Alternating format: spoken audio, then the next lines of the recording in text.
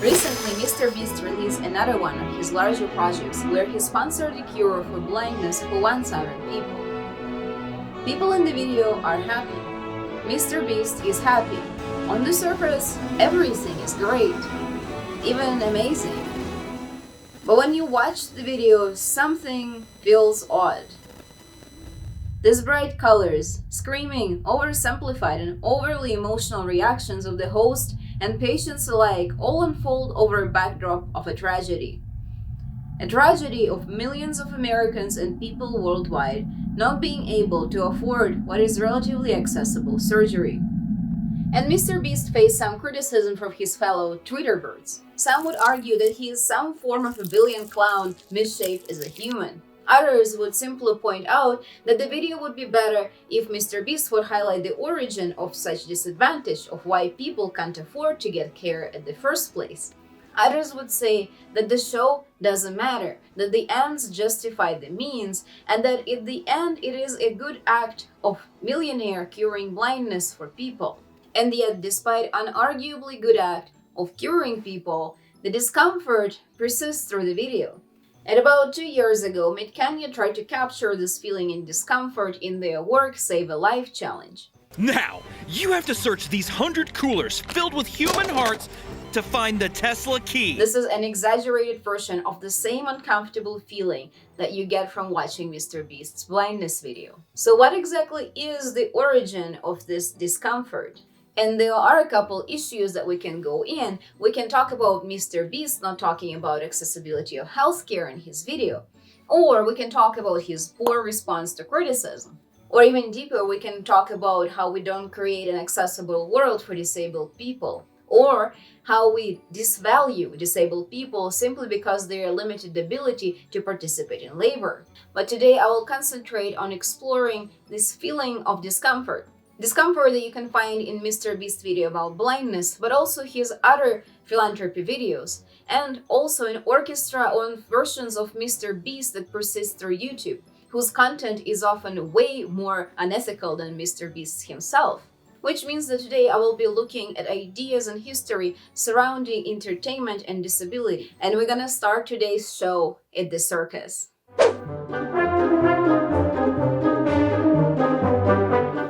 And circuses of today, as you probably experienced them, are a product of history of Roman gladiator fights and Greek hippodromes. But of course, the story of the circus is way deeper. This is a common form of art that is practiced worldwide throughout human history. It is also hard to say when exactly disabled people became part of the show and entertainment in circuses. But one thing for sure, that in the 18th and 19th century, display of people of color and people with disabilities reached its peak, which comfortably sits together with the peak of the colonialism in the West.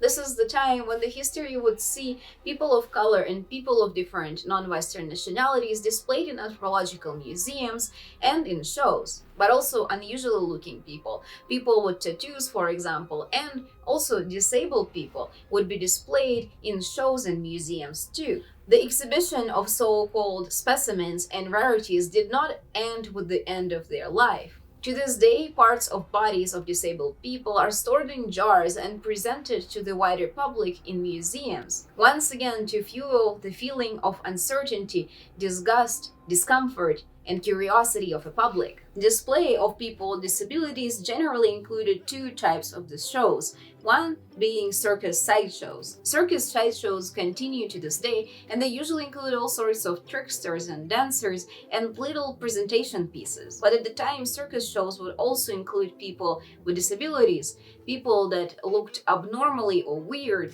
everything from being tattooed top down to abnormal hair pattern to abnormal height or weight would be considered a source of entertainment. And the second and perhaps worst type of display of people with disabilities was to be found in dime museums. This was a sort of curiosity and entertainment for the people who could not afford access to general museums or were not allowed to enter them. Dime shows would often display fake historical items or the items with imaginary history beyond them. Ripley's Believe It or Not continues the history of dime museums both in terms of their publications and in terms of a show. Main point of circus sideshows, as well as dime museums and as well as Ripley's Believe It or Not shows, is not exactly education of their own people. This is a source of entertainment, curiosity, and excitement for the viewer. Disabled people in a society are often tucked away and hidden. They are not allowed to participate in general activities. This makes disability an exclusive characteristic, but also a source of entertainment in itself. Dime museums and sideshows would allow people to see something different, something that they never seen before. Something like a dog jumping through the hoop, an exotic animal. Maybe a man swallowing a sword. So maybe it's a woman who is just so tall it is said that her father is a giant. Or a man with such a tiny head, it is said that he is a connecting link between the apes and the humans. Tricks and rarities today by the noon by the north end of your market. Come in and bring your neighbor. Entrance is but a dime per person and you don't want to miss this show. We didn't lie to you folks. We told you we had living, breathing monstrosities.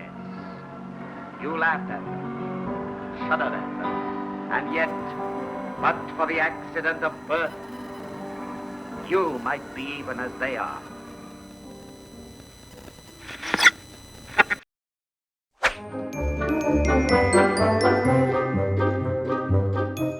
So in this display of disability as freakery for entertainment, what exactly was the position of actors and performers? And the answer varies depending on each particular person, how disabled they were, and who was their manager, or who they performed for. First story of today is of Joseph Merrick, a man otherwise known as an Elephant Man. He was fairly normal in his birth, but developed his condition through his youth. His mother took care of him, but after she passed away, his family pretty much tossed him out. He used to work at a tobacco factory, rolling tobacco cigars, but eventually his disability overtook his ability to work. Abandonment by his family and inability to work left him with no other choice but to either starve on the street or join a show. He was generating particular level of income from displaying himself and also subjecting himself to different anthropological researchers. But unfortunately for him, the freak shows were on the downhill and they were not that popular in London anymore. After that, he moved to mainland Europe, where he tried to perform, but his new manager stole all of his money, which meant that Merrick was left in Central Europe with disability, no ability to work, and no scheduled performances. From where he tried to go back to London, called Dr. Travis, who was his anthropological researcher. Dr. Travis later kept his patient in the care of London Hospital. He used him for measurements and different sort of anthropological research. In return, he provided him food and shelter. Joseph died in the age of 27 from suffocation caused by his own head due to uncomfortable sleeping position. Second story is that of William Johnson. Johnson is a child of a former slave family. He was an African-American man suffering for what is presumed now as microcephaly, though notably he didn't really display any severe signs of mental disability. Barnum, a circus owner to whom we will return later, took care of William. It is said that he paid his parents money, but he pretty much bought the child from them and took him into his circus. And William was a fairly successful performer under Barnum. It is said that his pay was competitive to that of the main actors in the circus. His main act was called What Is It?, where he was presented in a costume resembling that of a monkey, and he was presented in a cage, running around the cage and trying to scare the visitors. His performer name was Zip the Pinhead, and he was presented to the visitors as a missing link, a connector piece between apes and humans. And after 67 years of performance, he died from a lung disease. He was actually buried after death, unlike many other disabled participants in shows. And our worst story today is that of Sarah G. Bartman. She was presented to the viewers as a Hottentot Venus, another missing link. Due to her physical appearance, she was considered to be a curiosity. Sarah G was exhibited in London, where she was presented in barely any clothing. People could not only view her, but for a particular sum of money, they could also schedule private visits and even at the time, public was outraged with this mistreatment and they tried to sue the owner of Sarah G. Of course, the case was unsuccessful as the owner presented with undoubtedly real documents signed by Sarah G, which of course seems legit, especially considering that she couldn't write. But after that, she was resold to France, where display continued. After being resold to a different owner, Sarji was treated like an animal. She was often presented in a cage and commanded by her owner. And all that continued until at the age of 26, she passed away from a mix of different health conditions. Her body was casted and the cast was presented in the museum. Her bones were taken out and presented together with the cast, together with her other body parts that were on display too. After 200 years, in early 2000s, finally friends transferred remains of Sarji back to South Africa for proper burial. And while this is 3 stories for you of life conditions of 3 different circus performers, people of color and those with mental disabilities were proportionally treated worse than their more able counterparts. People with disabilities joined shows due to inability to do anything else to forage for themselves. After all, circus owners were somewhat interested in making sure that their specimens survived till the next performance. Position of disabled people was worsened by their position in a society. They were shunned by their families, they were denied places to work, and they were denied health care and provision by their government. Just like people in Mr. Beast's video, some things just don't change. This exclusion from society meant that there were a large number of disabled people accumulating in shows and circuses. One of the larger collections is that of Barnum. Barnum was extremely rich and famous circus owner of his time, and to him belongs our next act.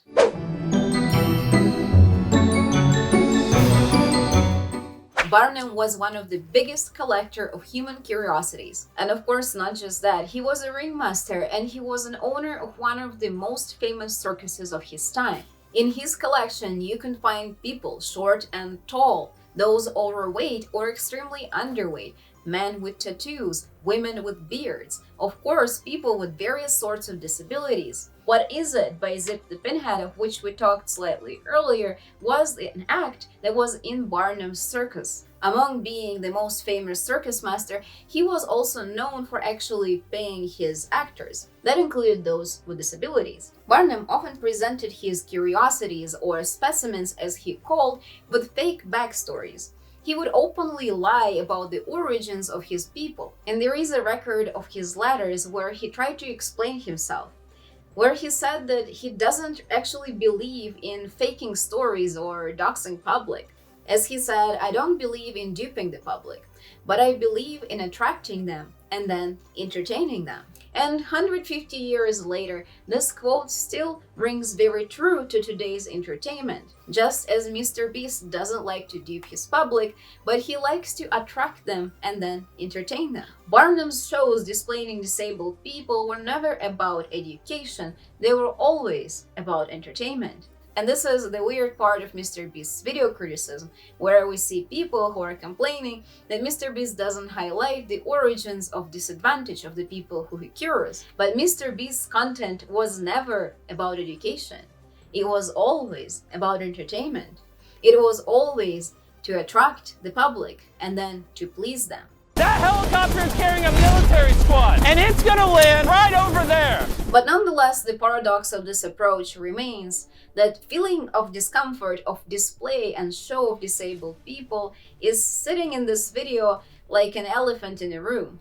Elephant on a little step stool, if you wish. Even by not talking about the disability issues and healthcare issues, the question still remains. It just sits there unaddressed. And while thankfully times change and Mr. Beast doesn't have to display naked women or tease disabled children to provide a show for the public, what Mr. Beast provides instead is a show of a prisoner breaking free. For a brief second, we as a viewer can witness an emotion. We can see the grasp of air of a person who can finally see. And not just the sight, but also some hard cash, so they can uplift themselves out of the condition that brought them to the point where they can't afford surgery in the first place. For a split second, we're entertained with the feeling of release, only to then, backstage, to see the same people plummet back into the poverty and disadvantage that created their condition in the first place. So in the end of this joy and happy tears and entertainment, one might still wonder why, after all that, after undoubtedly performing a good act of curing certain people, does it still feel so wrong?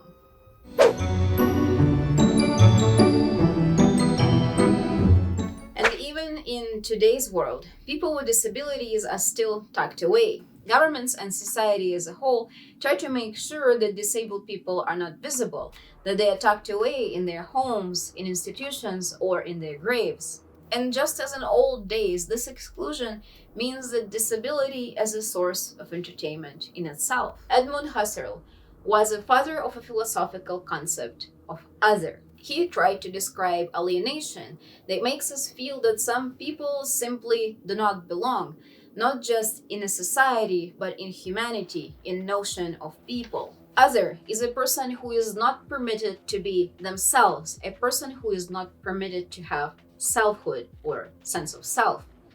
Somebody who is not just excluded from a place in a society, but excluded from society altogether.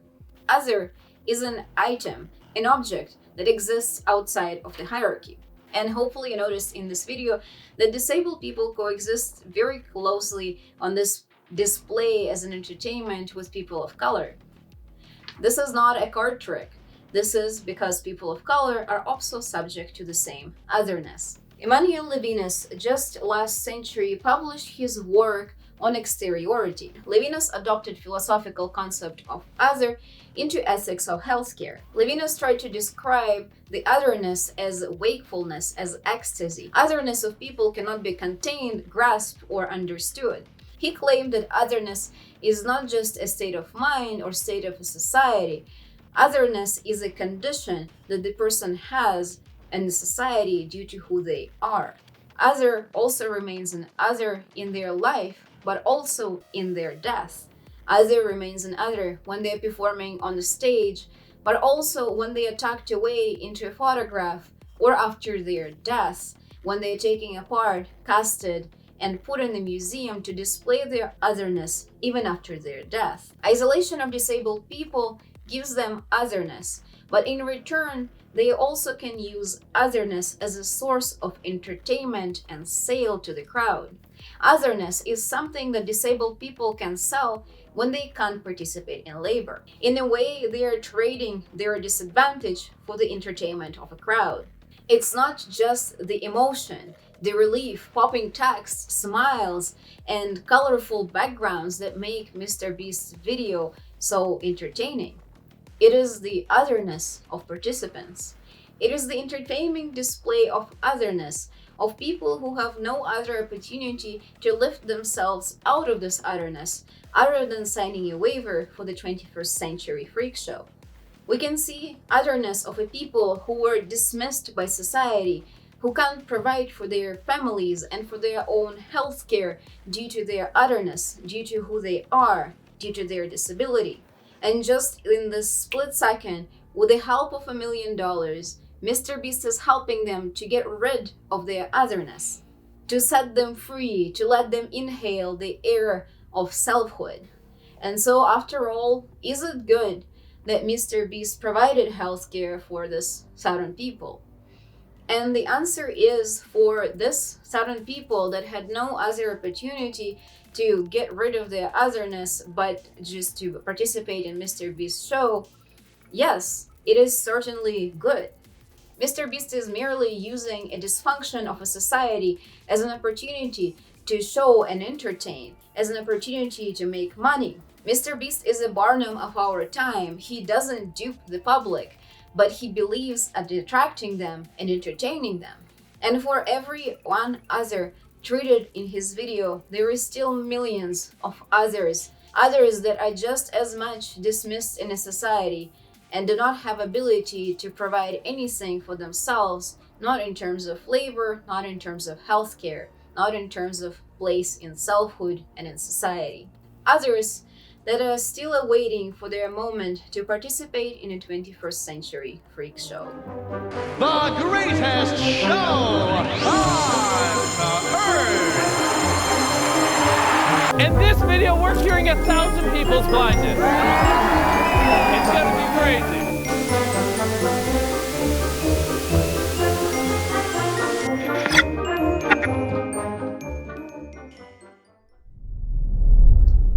for joining me today. Thanks to Jimmy for actually allowing me to use my health ethics degree for once. If you like this video, give it a like, it definitely helps. And after that, see you on the next book.